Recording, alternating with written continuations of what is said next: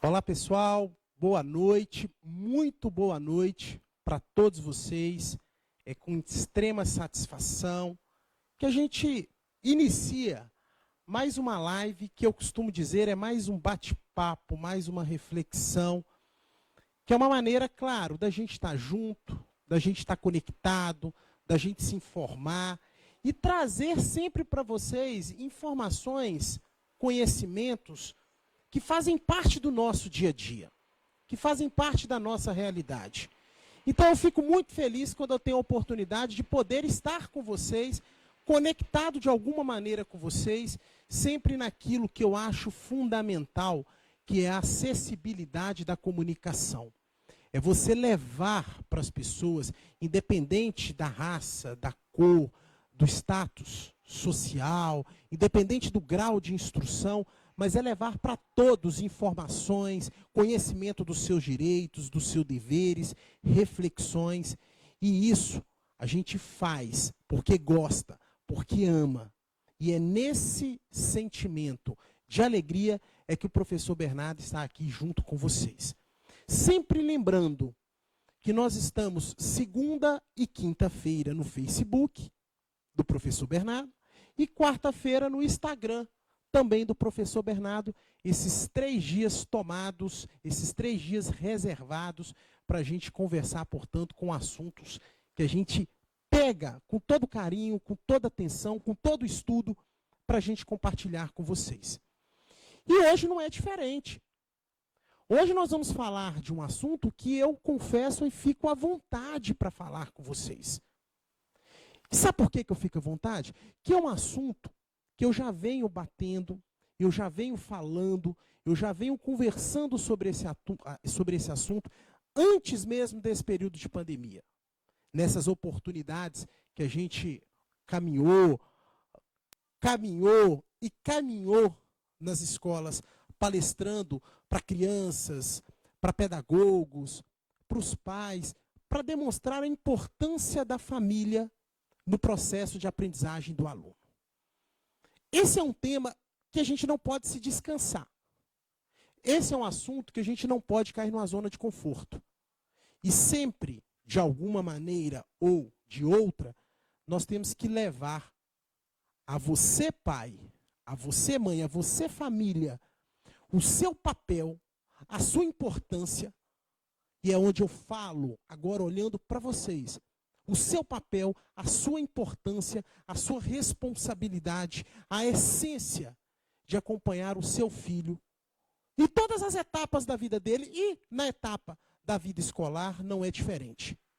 Então eu estou muito confortável de tratar desse assunto com vocês, porque é algo que a gente já vem batendo e é algo que a gente tem que ter força para sempre conversar e ver ações, obviamente, acontecendo no nosso dia a dia. Muito obrigado, mais uma vez, pela presença de todos vocês. E quando eu trouxe esse tema para vocês, que é a importância da família no processo de aprendizagem do aluno, eu queria iniciar essa nossa conversa rápida, breve, objetiva, sem cansar vocês, mas deixando coisas efetivas de pensamento.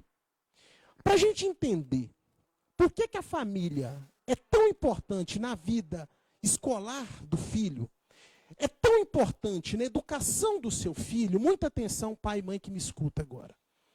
Nós temos que ter 2 entendimentos prévios para a gente chegar a essa ideia do porquê da família tem que acompanhar o filho no dia a dia escolar, no dia a dia da educação.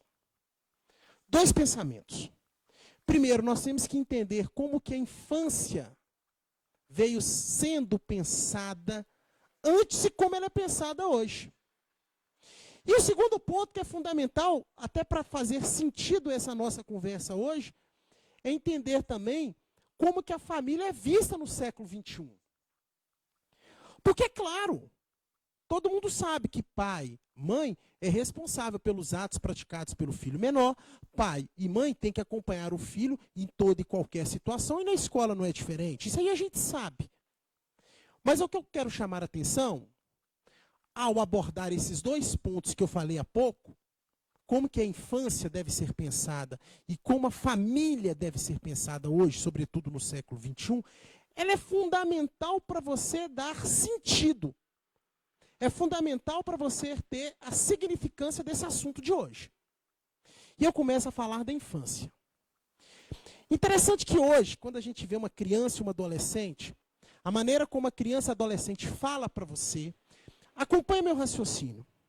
A maneira com que a criança e a adolescente ela pensa, ela age, o comportamento dela é diferente da criança e da adolescente de antigamente. Todo mundo fala isso. Hoje as crianças, né, as adolescentes estão muito ligadas ao aparelho celular e outras coisas. Antigamente eu brincava na rua, todo dia eu chegava em casa com o dedão do pé estourado, jogando bola, soltando pipa, brincando de bonecas, meninas. A gente sempre faz essa comparação de como era a infância hoje, como ela era antes. Antes, até na minha idade, na idade de vocês, pais. Mas se eu atraso um pouquinho, você sabia que a criança e o adolescente, há um bom tempo atrás, na fase mais ou menos ali da Idade Média, a gente não distinguia, olha que interessante, criança de adulto. Lá atrás da Idade Média, vamos começar com esse raciocínio? Lá atrás da Idade Média, a criança e o adulto era considerada a mesma coisa. A criança fazia as mesmas funções de um adulto. Não tinha muita atenção nesta época da história essa relação, esse laço de afeto, de amor que a gente diz que tem hoje. Antigamente, a criança ela nascia para cuidar dos afazeres domésticos, para ajudar o pai, para trabalhar exclusivamente, vivia-se, portanto, por um ato de sobrevivência. Então a criança era considerado, vamos assim dizer, para um melhor entendimento, um adulto miniatura. Consegue entender? Muitas vezes os pais pegavam seus filhos e mandavam para outra família, ensiná-los a desenvolver um determinado tipo de trabalho. Aprendeu aquele trabalho, ainda criança, ainda adulto, constituía sua família e seguia o seu próprio rumo. Olha como é que era esse pensamento e olha como é que a criança era tratado nessa época. O tempo avança um pouco. A gente chega por volta aí do século XVI, século XVII, na Idade Moderna, que começa a dar uma nova roupagem a essas questões de família, e a criança e o adolescente começa, portanto, a ter um novo tipo de tratamento. Que novo tipo de tratamento é esse?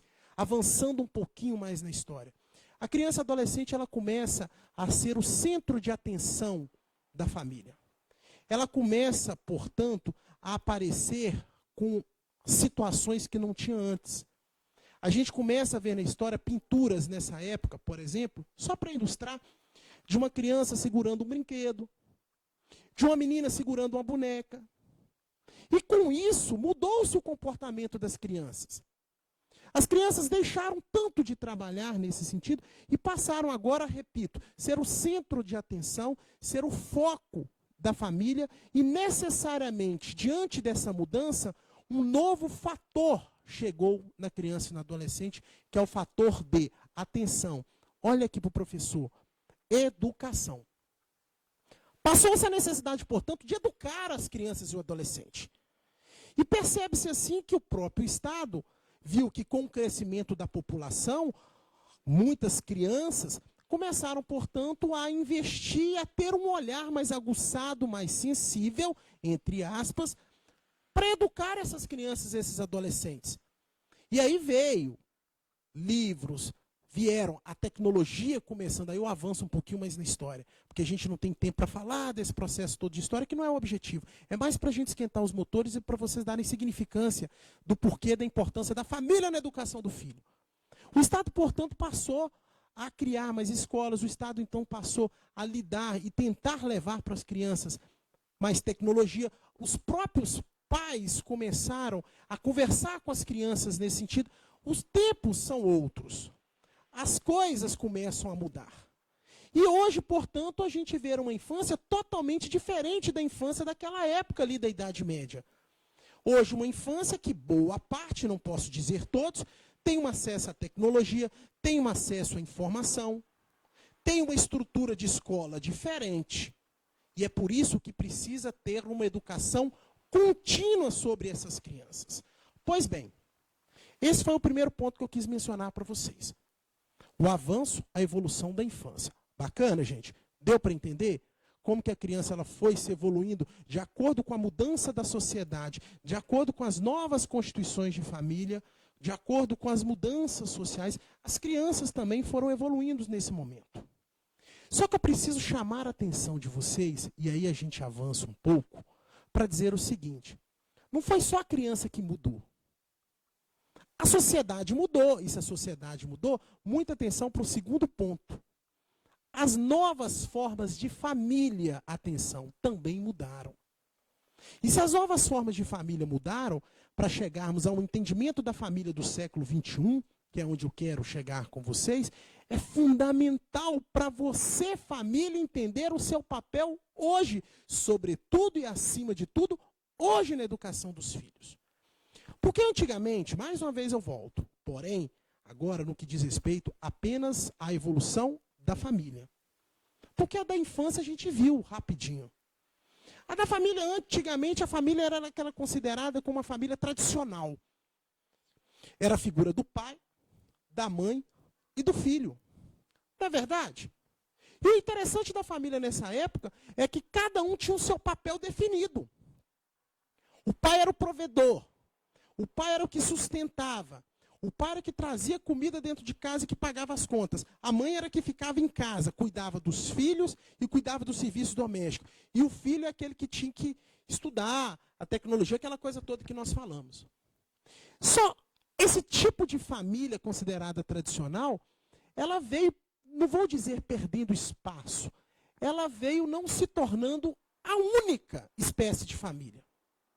Passou-se com o tempo, e é só vocês me acompanharem, que eu tenho certeza que vocês conhecem esses outros tipos de família, passou-se um tempo que as novas formas familiares foram sendo modificadas. Ora, se a sociedade muda, se a infância mudou, por que a família, a estrutura, a composição da família também não vai mudar? E mudou. Nós passamos a ter família não apenas na configuração de casamento, por exemplo, que é o pai, que é a mãe e que é o filho. Nós passamos a ter um outro tipo de família, que é a família da união estável. Nós passamos a ter aquela família que a própria Constituição Federal diz, e agora eu estou falando dessas mudanças do ponto de vista legal, tá, gente? Prevista em lei, Constituição Federal. Que é aquela família onde tem o pai solteiro cuidando do filho. Vocês já viram isso? Né, Will? Onde tem, Anderson? Onde tem a mãe solteira cuidando do filho. Onde, muitas vezes, nós temos até a própria mãe é divorciada e ficou com o filho, ou o pai é divorciado, ficou com o filho. Então, esse tipo de formação de família veio se dar a partir da Constituição Federal, que é o que a gente chama de família monoparental. Mono, o pai solteiro com o filho, a mãe divorciada com o filho, isso é família, está previsto em lei. E tantas outras que vieram, muito embora não previstas em lei, é só você olhar para a sociedade e a gente vai ver que também é considerado família. Entendeu? Quantas vezes você já viu uma família onde tinha toda coisa de família?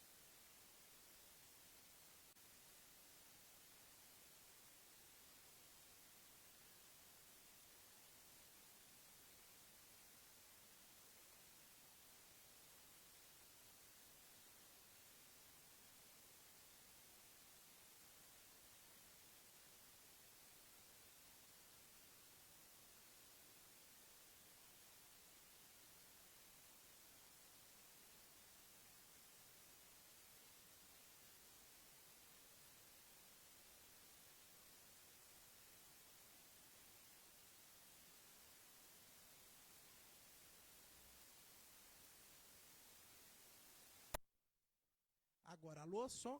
Oi. Deu certinho? Só um minutinho, gente, que está conferindo.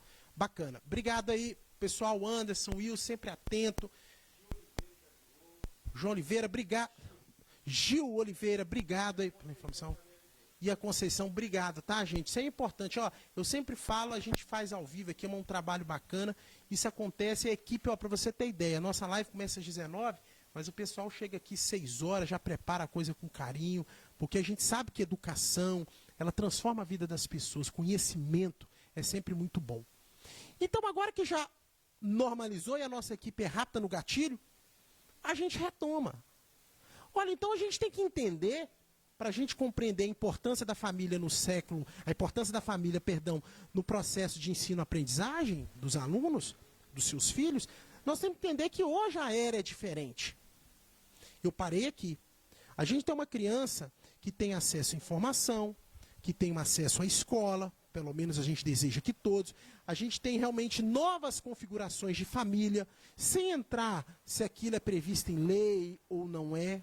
Mas o que importa é o amor, é a dedicação, é a preocupação e é a essência que deve ter com o filho, que deve ter com a criança, que deve ter com o aluno. É por isso que o nosso bate-papo, e é por isso que a nossa live, a nossa palestra, a nossa conversa, chame como vocês quiserem, é para demonstrar a importância da família no processo de aprendizagem do seu filho. Já está comprovado e a gente precisa entender que quando a família, atenção pai, atenção mãe, atenção tio, avô, não importa. Quando a família ela faz parte da vida escolar do filho, já é comprovado, inclusive cientificamente, que esse elo de ligação faz com que a criança se sinta mais segura. Faz com que a criança assume uma responsabilidade. Faz com que a criança ela assuma um determinado comprometimento. É diferente se o pai, ou a mãe, ou o tio, ou o avô, consegue ver que eu estou falando no sentido global, estou falando de família como um todo, é diferente daquela situação onde a aula do meu filho começa às 7 horas, eu deixo o meu filho ali 7 horas, só pego o meio-dia e faço essa rotina todo dia, mas não acompanho, não olho o caderno, não pergunto, não faço ditado em casa, não pego o livro, não sento 30 minutinhos. É diferente. Quando o pai está junto, quando a mãe está junto, quando a família está junto na escola, de alguma maneira, o filho, como eu te falei, sente seguro, sente responsável, sente comprometido. E atenção, gente. E aqui também eu falo de forma confortável para vocês, porque isso é uma luta que a gente já vem fazendo antes dessa pandemia, há muito tempo antes. Essa presença da família ela evita uma série de temas, de problemas sociais transversais, que é o que eu falo. Sabe como? Isso faz com que o seu filho se sinta empoderado e se sinta confortável com você ali do lado. Isso evita a prática do bullying. Você sabe o que eu estou te querendo dizer? Isso evita a prática que estava assim, chovendo, a prática dos filhos, provavelmente das crianças, praticarem depredação de patrimônio escolar. Isso evita também e ameniza a questão do tráfico de drogas nas redondezas da escola, como dentro da escola. Consegue entender que o espaço da escola, ele não é um local só, exclusivo e único da educação? Consegue entender que a escola é um local para complementar a educação dos seus filhos, cuja educação deve vir de forma genuína, tradicional, dentro de casa? Porque, faça essa reflexão comigo. O seu filho é seu filho para sempre. Mas o seu filho ele é aluno temporariamente, uma hora ele sai da escola. A gente tem que começar a ter esses entendimentos que a educação do filho já nasce, ou melhor, já começa quando ele nasce. Como o Will falou, a educação vem de berço, perfeito. E ali, dentro de casa, quando a gente fala do processo educacional como um todo, pai, mãe, eu não estou, avô, tio, eu não estou querendo dizer apenas que o menino tem que saber história, geografia, matemática. Existem princípios, existem valores que vêm dentro de casa. Responsabilidade, ética, honestidade, trabalho, valorização das pequenas coisas, valorizar as dificuldades encontradas, para deixar para a escola apenas o local onde a escola vai nortear o seu filho. Apenas o local onde a escola vai fazer com que ele seja um futuro cidadão, para que ele tenha um futuro promissor, para que ele insira no mercado de trabalho. Não vamos, família, depositar na escola todo o processo educacional. É por isso que precisa, de alguma forma, os pais se interessarem com essa integração com a escola. É por isso que precisa, de alguma forma, haver um tempo dos pais se integrarem com a escola. E é por isso que precisa que as escolas também coloquem ações em conjunto com a comunidade. E uma dica: pai e mãe vão fazer parte da construção do projeto pedagógico da escola, vão fazer parte da construção das ações, dos conselhos advindos da escola.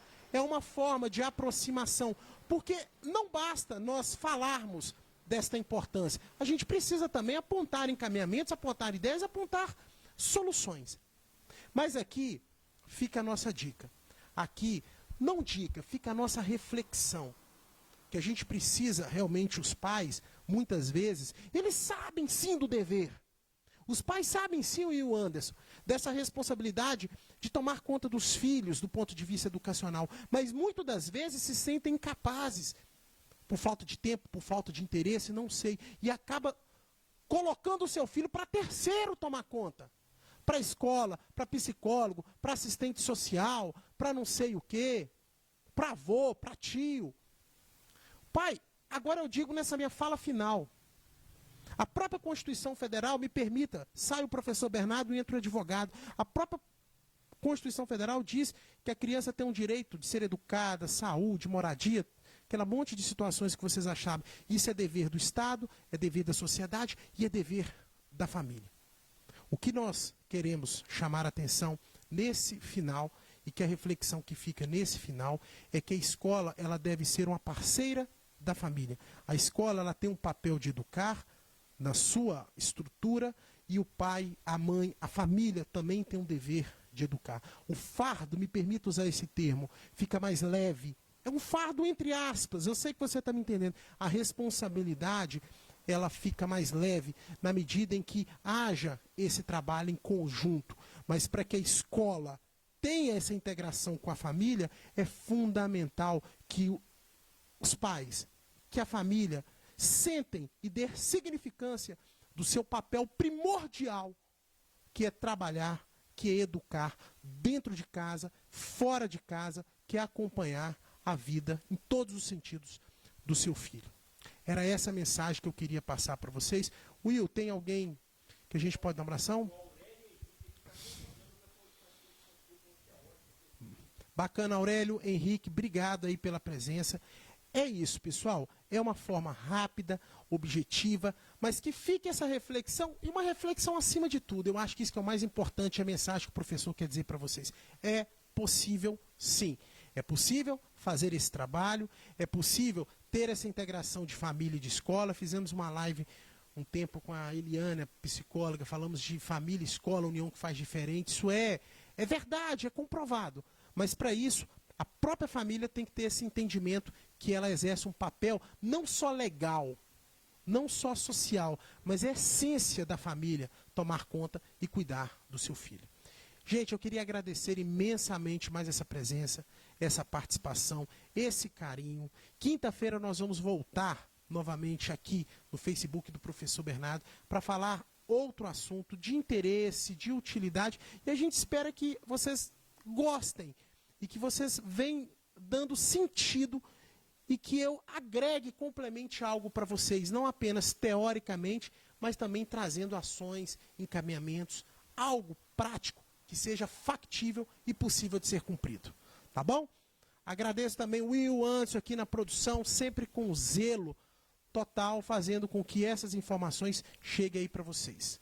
Gente, ó, beijão, obrigado, e na quinta-feira estamos de volta, e eu estou sempre à disposição de todos, tá bom? Nos acompanhem nas redes sociais, message, WhatsApp, estou às ordens aí, é uma satisfação poder estar junto com vocês. Um abraço, tchau, tchau.